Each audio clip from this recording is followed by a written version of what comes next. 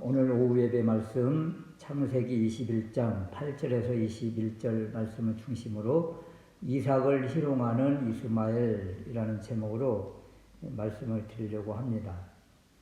아주 옛날에 본 드라마 가운데 그 한지붕 새가족이라는 프로가 있었어요. 혹시 아세요? 한지붕 새가족? 그런 프로가 있었는데 오늘 아브라함 가족은 한지붕 두 가족, 두 아들 그 이야기입니다. 본부인 조강지처가 낳은 그 이삭과 첩인 그 하갈이 낳은 이스마엘. 이 가정의 모든 관심사는 이제 막 아기 아들로 태어난 그 이삭이지요. 일반 가정에서도 둘째를 낳거나 그 막내를 낳으면 그 첫째가 소외되는 경우가 많아서 그 큰 애가 그 이제 막 낳은 그 아이 동생을 막 이렇게 질투 시기하는 그러한 경우들이 많습니다.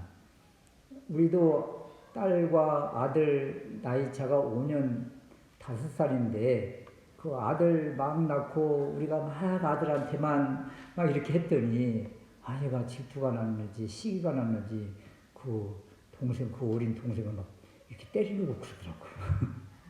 이런 것처럼 그 이렇게 관심에서 벗어나면 그 다음부터는 그 이런 행동을 보이는 경우가 그 일반적인 것 같아요.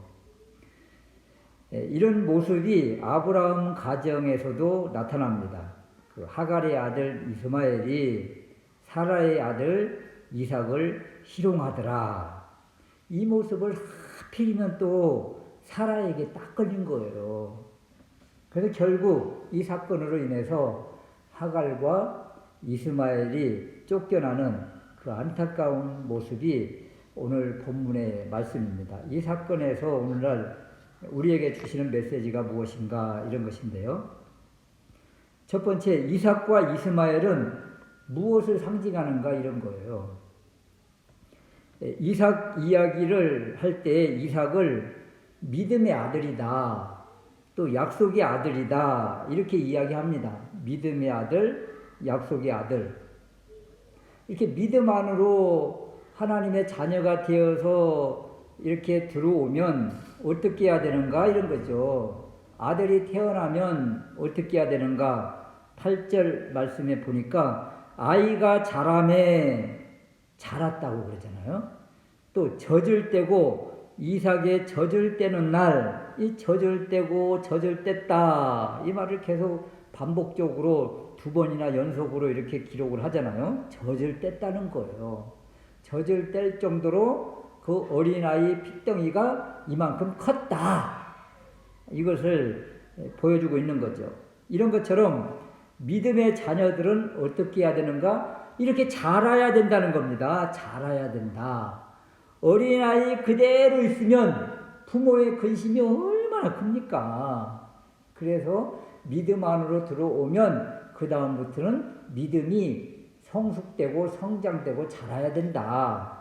히브리서 6장 1절 이하에 보면 우리가 그리스도의 도의 초보를 버리고 초보를 버려야 된다는 거죠. 맨날 그 초보 가운데에서 거하면 안 된다는 거예요. 2절 히브리서 6장 2절 후반절에 보면 완전한 대로 나아갈지니라. 완전한 데까지 이렇게 성장해야 된다는 거죠. 에베소서 4장 13절 말씀에도 우리가 다 하나님의 아들을 믿는 것과 아는 일에 하나가 되어 온전한 사람을 이루어 그리스도의 장성한 분량이 충만한 데까지 이뤄야 된다는 거예요. 그리스도의 장성한 분량이 충만할 때까지 이렇게 충만한 가운데 자라야 된다. 우리의 신앙이 자라야 할 것을 말씀해 주고 계시지요. 그러므로 이삭은 믿는 믿음의 사람을 말하고 주 안에 들어온 하나님의 자녀는 말씀 안에서 이렇게 자라나야 된다는 거예요. 우리가 그래서 예수 그리스도를 믿음으로 고백하고 하나님의 자녀가 되었으니 이삭처럼 우리도 자라야 되겠다. 그렇다면 이스마엘은 누구인가 이런 것인데요. 이스마엘도 아브라함의 아들이에요. 이스마엘도 아브라함의 아들입니다. 다만 이삭과 차이점이 있다면 약속의 자녀가 아니고 어머니가 애굽 종 하갈이다. 이런 차이점이 있죠. 그렇다고 해서 우리가 이스마엘을 폄하하면 안 됩니다. 그도 아브라함의 아들이기 때문이죠. 그래서 우리가 이스마엘이나 또 무슬림을 이렇게 판단하고 비난을 하지만 그 이스마엘 자체를 보면 정말 안타까운 아들 아닙니까? 자기가 뭐 누구 아들로 누구 어머니로 태어날 것을 자기가 뭐 결정을 합니까? 태어나다 보니까 엄마가 애굽에서 온 그 하갈이었던 거죠. 이스마엘로 바라보면 태어나는데 선택권도 없고 이렇게 태어난 것만 해도 감사할 따름인데 우리는 너무나 이스마엘을 이렇게 폄하하거나 손가락질하는 경우가 많았다. 그런데 말이에요. 어찌 보면 우리 모두는 이스마엘 같은 존재입니다. 사실은. 이삭처럼 믿음의 자녀라고 말하고 싶지만 우리가 뭐 아브라함의 후손이 아니잖아요. 혈통적으로 아브라함의 후손이 아니지 않습니까? 그러니까 어찌 보면요, 이스마엘만 또 못해요. 이스마엘은 아브라함의 혈통적으로 피를 이어받았어요. 엄마만 다를 뿐이지, 어머니만 다를 뿐이죠. 이스마엘은 아브라함의 그 피라도 섞였지만 우리는 한 방울도 섞이지 않은 전형적인 이방인이지요. 그런데도 불구하고 이스마엘을 이렇게 많이 폄하할 때가 많았다. 그런데 이스마엘도 보니까 어찌 보면 우리가 이스마엘 같고 또 믿음 안에 들어온 하나님의 자녀의 모습에서 바라보니까 믿음으로 보니까 아브라함이 믿음의 조상이고 아브라함의 믿음의 유산을 우리가 이어받았으니 이삭과 같고 우리의 존재, 우리의 정체성이 이렇다는 거죠. 어찌 보면 이스마엘 같고 또 믿음 안에서 보니까 이삭과 같더라. 이런 거죠. 이스마엘보다도 못한 우리에게 예수 그리스도의 그 십자가를 주시고 또 믿음으로 받아들이게 하시고 그러므로 하나님의 자녀 이삭이 되게 하셨으니 이 얼마나 감사한 일이에요. 이런 은혜를 입은 우리는 이제 어떻게 해야 된다고요? 이삭이 자라고 이삭이 젖을 떼고 점점 더 자라나는 것처럼 우리도 신앙의 초보를 버리고 그리스도의 장성한 분량에 이를 때까지 우리도 완전한 데 나아갈 때까지 자라야 된다는 거죠. 이것이 바로 이삭이 자라는 이러한 모습을 통해서 우리에게 주시는 메시지라. 두 번째 생각할 수 있는 말씀은 지금 이삭과 이스마엘이 어찌 보면 우리와 같다. 이것을 지금 말씀을 드리고 그 다음 그런데 왜 이스마엘을 내쫓아야 되는가 이런 거죠. 왜 이스마엘을 내쫓아야 되는가. 9절 말씀에 사라가 본즉 아브라함의 아들 애굽 여인 하갈의 소생이 이삭을 희롱하는지라. 희롱했다, 놀렸다, 비웃었다, 조롱했다 이런 뜻입니다. 갑자기 관심 받기 되어버린 이스마엘. 그러나도 지금 나이가 뭐 중2, 중3 정도의 나이인데 중2병이라고 그러잖아요. 충분히 그럴 수 있는 나이죠.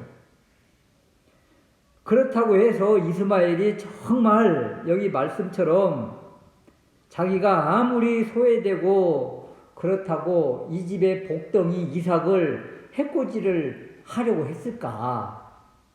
저는 그렇지 않다고 생각이 들어요. 어찌 보면. 그냥 이스마엘이 가서 이삭 아이를 이렇게 쓰다듬어 주듯이 이렇게 했는데 혹시 사라의 눈에 이렇게 저놈이 지금 내 아들을 해코지 하는 것 아니야? 이런 식으로 받아들인 것은 아닐까. 어찌 됐든지 간에 사라의 눈에는 지금 이스마엘이 이삭을 희롱하는 것처럼 조롱하는 것처럼 멸시하는 것처럼 놀린 것처럼 이렇게 해석이 되어진 거죠. 그래서 아브라함에게 요청을 합니다. 10절 말씀에 이 여종과 그 아들을 내어 쫓으라. 사라는 그냥 엄청나게 강하고 단호한 사람이에요. 이 말을 들은 아브라함, 이스마엘도 아들이잖아요. 혈통적으로 아들 아닙니까? 장남이잖아요, 이스마엘이. 11절 말씀에 아브라함이 그 아들을 위하여 그 일이 깊이 근심이 되었다.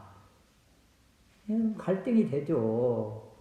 사라는 내쫓으라고 그러지, 이스마엘 하갈 내쫓으려니 안타깝지, 또 아들이지. 그런데 그날 밤 하나님이 나타나셔서 갈등하고 고민하는 아브라함에게 정확한 지침을 하나님이 주십니다. 12절 말씀에 사라가 내게 이른 말을 다 들으라. 우리 남자들은요 이렇게 여자의 말을 들어야 되는 거예요. 어떤 사람은 다른 건 다 떼어놓고 전후 사정도 보지 않고 이 구절만 딱 써가지고 집안에다가 이렇게 딱 붙여놨대요. 여보 봐요. 그래가지고 내 말만 들어야 돼요. 내 말만. 이런 사람도 있다는데 전후 사정을 보지 않고 한 구절만 보면 그럴 수밖에 없죠. 12절 말씀에 사라가 내게 이른 말을 다 들으라. 사라의 요청대로 하갈과 이스마엘을 내쫓는 것이, 내보내는 것이 하나님의 뜻이라는 것입니다. 자, 하나님의 뜻이 나왔어요. 그러면 이제 아브라함이 어때요? 이삭을 낳을 때 말씀이 실제가 되는 이런 놀라운 경험을 했잖아요. 그러니까 곧바로 말씀을 계속 순종하는 모습으로 나옵니다. 이렇게 말씀의 실제가 경험되어지고 하나님과 이런 것이 관계가 설정되어지면 그 다음부터는 이렇게 정말 어려운 것도 그냥 해내는 거예요. 아들과 하갈을 내쫓으라. 이 말에 하나님의 뜻이 선포가 되니까 14절 말씀에 아브라함이 아침에 일찍이 일어나 떡과 물 한 가죽 부대를 하갈에게 지우고 내보냅니다. 하나님의 말씀 지침대로 그냥 그대로 주저하지 않고 아침 일찍 그냥 내보내는 거예요. 또 22장에 보면 독자, 사랑하는 아들 독자 이삭을 제물로 드리라. 그냥 즉각 아침에 일찍 그냥 떠납니다. 아브라함의 모습이에요. 얼마나 믿음이 그냥 성장된 모습인지 금방 알 수가 있죠. 아브라함이 하나님께서 주신 지침 말씀대로 즉각적으로 순종하더라. 그러면 왜 이스마엘을 내쫓아야 되는가? 이런 겁니다. 창세기에서는 이해하기 어렵고 어디 정확히 이유를 설명하지 않습니다. 그런데 신약에서 사도 바울이 갈라디아에서 이 부분을 율법과 복음으로 해석해 주는 거예요. 갈라디아서 4장 22절 이하에 보면 기록된 바 아브라함에게 두 아들이 있으니, 두 아들 이삭과 이스마엘이잖아요. 두 아들이 있으니 하나는 여종에게서 하나는 자유 있는 여자에게서 났다. 하나는 하갈에서 하나는 사라에게서 났다. 여종은 육체를 따라 낳고 자유 있는 여자는 약속으로 말미암았다.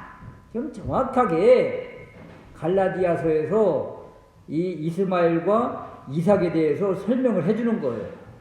이것은 비유인데 시내산으로부터 종을 낳은 자니 곧 하갈이요. 자, 시내산에서 뭘 낳았다고요? 종을 낳았다. 시내산에서 받은 것이 무엇입니까? 율법입니다. 율법.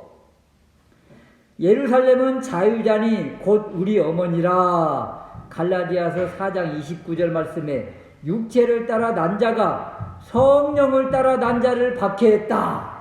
여러분, 이스마엘이 이삭을 희롱한 사건을 지금 사도 바울 신약에서는 뭐라고 이야기하는가 하면 육체를 따라 난 자가 성령을 따라 난 자를 박해했다. 이렇게 지금 표현하고 있는 거예요. 그러므로 여종과 그 아들을 내쫓으라. 여러분, 율법이 육체가 성령을 거스리고 성령을 조롱하고 성령을 희롱하고 성령을 박해하고 하나님의 말씀을 무시하고 폄하하면 내쫓으라. 이것이 하나님의 뜻입니다. 이스마엘은 시내산 율법으로, 이삭은 약속의 자녀로 복음을 말하는 거예요. 복음이 들어오면 율법은 내쫓아야 된다는 거예요. 율법의 역할이 있어요. 율법이 전혀 무가치한 것이 아닙니다. 율법의 역할은 분명한데 그것이 무엇이냐면 갈라디아서 3장 24절 말씀에 이같이 율법이 우리를 그리스도께로 인도한다. 그리스도께로 인도하는 몽학선생, 초등교사라는 거예요. 율법이 무엇이라고요? 율법은 우리를 그리스도께로 이끌어가는 선생님이다. 이런 겁니다. 우리가 그리스도께로 딱 갔어요. 그리스도를 만났어요. 그러면 나를 인도했던 초등교사, 이 몽학선생은 이제 역할, 사명을 다 했으니 떠나보내야 되는 겁니다. 나는 이제 누구에게 직접 가르침을 받아야 돼요? 율법 몽학선생한테 배우는 것이 아니라 이젠 그리스도 복음을 직접 받고 그리스도에게서, 성령에게서 직접 배움을 받아야 된다는 거죠. 그러므로 이스마엘 시내산인 율법을 내쫓아야 복음이 온전히 역사한다는 것입니다. 이 모습 속에서 우리는 이런 생각을 할 수가 있어요. 이런 질문을 할 수가 있습니다. 아니, 서로 같이 도우며 살 수 없어요? 이삭과 이스마엘 같이 다 한 지붕 두 가족 그렇게 서로 지금까지 잘 살아왔는데 그렇게 살면 안 돼요? 안 돼요. 성경은 안 된다고 그럽니다. 율법도 지키고 복음도 지키면 좋은 거 아니에요? 유대인들이 그럽니다. 할례도 행하고 예수도 믿고 그러면 좋잖아요. 그렇게 이야기할 때 사도 바울은 아주 단호하게 선을 그었습니다. 갈라디아서 5장 3절 말씀에 내가 할례를 받는 각 사람에게 다시 증언하노니 그는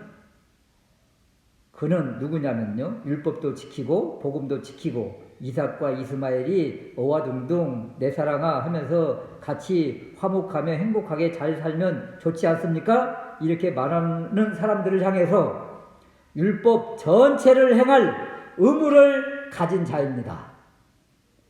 그렇게 말하는 사람들은 율법 전체를 다 지켜야 되는 것입니다.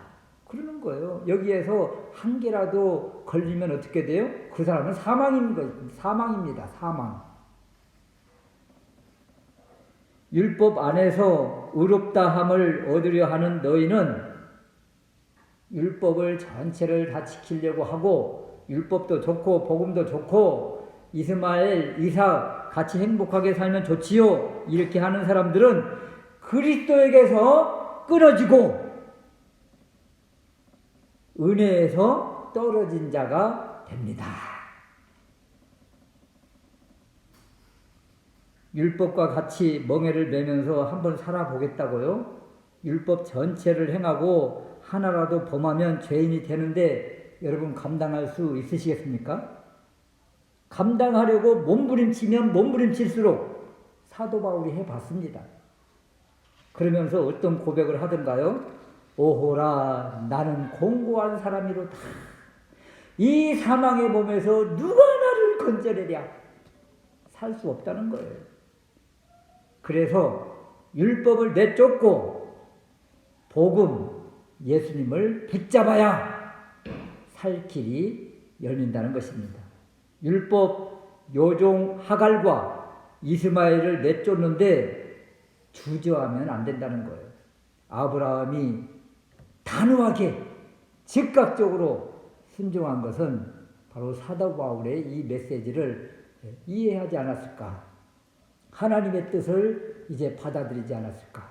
이 하나님의 뜻을 정확히 알지 못하니까 그냥 잘 어울려서 열심히 살면 되지요. 그런 말들을 하는 거예요. 이스마엘을 왜 내쫓아야 되는가요? 매정하게 그것은 율법이기 때문에 내쫓아야 된다. 이런 것입니다. 세 번째, 그럼 하갈과 이스마엘은 어떻게 되는가? 이런 거예요. 내쫓김을 당한 하갈과 이스마엘은 어떻게 되는가? 아브라함 가정에서 이용만 당하고 내쫓김을 당해야 되는가? 이 인생은 이 모자, 하갈과 이스마엘 너무 비참하잖아요. 인간적으로 불쌍하지 않습니까? 그 고대 사회에서 이 여인이 쫓겨나면 어떤 일을 당할지 우리가 뻔히 다 알잖아요. 소돔과 고모라에서 배웠잖아요, 우리가. 애굽에 내려갈 때, 그랄에 내려갈 때 아브라함이 왜 사라를 누이라고 했는지 그 이유를 알잖아요, 우리가. 이 여자가 쫓겨나서 이 방황하면 그냥 남자들의 조롱거리밖에 될 수 없는데 지금 하갈과 이스마엘이 내침을 당한 거예요. 그리고 14절 말씀에 보니까 브엘세바 들에서 방황하다가 결국 아브라함이 준 물도 다 떨어지고 이제 살 길이 막막하고 죽음을 그대로 받아들일 수밖에 없는 이 비련한 모습, 비참한 모습. 그리고 자식을 떨기나무 아래 둔다. 떨기나무 아래 두었다. 그러잖아요, 지금. 15절 말씀에 가죽부대에 물이 닿은지라 그 자식을 떨기나무 아래 두며, 여기는 이 말씀을 보면 그냥 떨기나무 아래 그냥 잘 둔 것처럼 보이지만 이 원어 두었다. 이 말이 살라크라는 단어인데 내 던지다, 집어 던지다 이런 의미를 가지고 있어요. 모세가 십계명을 땅에 이렇게 내 던질 때, 깨뜨릴 때 이 내 던질 때 이 단어를 쓴 거예요. 살라크라는 단어. 그러니까 이 아들이 거의 죽었다. 거의 죽음에 직면했다. 이런 상태입니다, 지금. 여기에 떨기나무 아래 두었다. 그러니까 그냥 잘 앉아있는 것처럼 보이잖아요. 거의 죽은 시체의 모습과 별반 다를 바 없는 듯한 모습. 이 모습이에요. 그리고 방성되고 통곡합니다. 여기 떨기나무 아래 죽은 듯이 누워있는 이 이스마엘의 모습. 이 모습은 로뎀나무 아래에서 엘리야 선지자가 아유 이제 나를 죽여주세요 하는 그 모습과 거의 비슷한 죽음의 이미지를 가지고 있습니다. 엘리야 선지자가 죽음의 이미지, 죽음을 상징하는 그런 모습, 이스마엘이 떨기나무 아래에서 거의 죽음에 직면한 듯한 이런 모습, 이때에 하나님의 음성이 들리는 것입니다. 모든 것을 다 내려놓고 포기할 때 이때 하나님의 음성이 들리고 그동안 보이지 않았던 샘물이 하나님께서 눈을 열어주셔서 보이게 하는 거예요. 이처럼 하갈과 이 이스마엘에게도 지금 죽음에 직면한 그런 상태, 거의 죽음 가까이 임한 상태, 모든 것이 다 포기되어지고 내려놓아진 상태, 그때에 하나님의 음성이 이 가정에 임하고 죽을 수밖에 없는 상태에서 살 수 있도록 샘물을 포기하시더라는 거예요. 이것이 바로 하나님의 은혜입니다. 하나님의 은혜. 그리고 엄청난 복을 하나님께서 주시는데요. 천사를 통해서 주시는데 18절 말씀에 이스마엘 그로 큰 민족을 이루게 하리라. 바로 아브라함의 혈통을 이어받은 이스마엘에게도 하나님은 큰 민족을 이룰 수 있도록 복을 약속을 하십니다. 이 이스마엘이 받은 복을 우리가 일반적으로 육적인 복, 세상적인 복, 물질적인 복이라고 이야기합니다. 여러분, 아브라함의 자손들, 믿음 안에 들어오지 않는 아브라함의 자손들이 얼마나 많습니까? 예수님 시대에 예수님을 죽이려고 한 사람들 다 아브라함의 후손들이에요. 지금 유대인들, 예수님 안으로 들어오지 않는 이 사람들 다 아브라함의 후손들입니다. 유대인들의 그 세상에서의 삶의 모습이 어때요? 부자입니다. 부자. 모든 과학과 경제를 노벨상을 휩쓴 사람, 그 사람들 대부분이 이 유대인들인 거예요. 무슨 복을 받았습니까? 이스마엘의 복을 받은 거예요. 영적인 복, 그 복은 이삭의 후예들, 믿음의 사람들이 받는 복이지만 믿음이 없을지라도 이 아브라함의 혈통을 이어받은 이 사람들, 이스마엘의 후손들에게도 하나님은 이렇게 복을 약속하십니다. 더군다나 우리가 상상할 수 없는 말씀이 또 선포가 돼요. 이 가정에도. 이 가정 약속의 자녀, 믿음의 자녀가 아니라고 우리가 무시할 수 없는 것이 이런 것입니다. 20절 말씀인데요. 20절 말씀에 보면 하나님이 그 아이와 함께 계시네. 하나님이 함께 계세요. 임마누엘 하나님이 우리하고만 함께 하십니까? 지금 이스마엘에게도 함께 하는 거예요. 우리는 이스마엘 하면 그냥 저주의 자식이라고 폄하하고 무시하는데 아브라함의 피를 받았다고 지금 하나님께서 이런 엄청난 복을 주시더라는 거죠. 이스마엘에게도 하나님이 함께 하심에 이스마엘을 보호하고 지도하심으로 한 민족을 이루게 하시더라. 우리는 이 말씀 속에서 복음을 발견을 해야 되는데요. 무엇인가 하면 약속의 자녀도 아닌데 아브라함 가정에서 쫓겨난 이스마엘인데 이렇게 버림받은 쫓겨난 이스마엘에게 하나님이 함께 하시는 은혜를 주시더라. 우리는 어떤 존재라고요? 이스마엘만도 못한 존재, 아브라함의 피가 한 방울도 섞여지지 않은 우리. 그럼에도 불구하고 우리에게 하나님이 함께 하셨다. 함께 하신다. 이것이 은혜 가운데 은혜죠. 은혜 중에 은혜죠. 그래서 약속의 자녀도 아니고 율법도 모르고 어찌 보면 이스마엘만도 못한 우리를 구원해 주시고 복음을 알게 하시고 믿게 하시고 하나님의 자녀 삼아 주셨다. 그러므로 우리는 어떻게 해야 되는가? 이스마엘이 이삭을 희롱하는 것처럼 하나님의 말씀, 약속의 자녀, 믿음의 자녀를 폄하하거나 조롱하거나 무시하지 말고 복음을 더 붙잡고 더 사모하고 예수님을 더 사랑하고 더 붙잡음으로 하나님이 주신 이 놀라운 축복, 내가 너와 함께 함이라. 이 엄청난 복을 우리가 받았으니 이 복을 받아 누리며 살아야 되겠다. 말씀 안에서 더 자라서 그리스도의 장성한 분량까지 자라나는 우리가 되어서 하나님 영광을 돌리는 그런 믿음의 백성, 믿음의 자녀, 하나님의 자녀가 돼야 되겠다. 그런 믿음의 결단이 있으시기를 주님의 이름으로 축원합니다.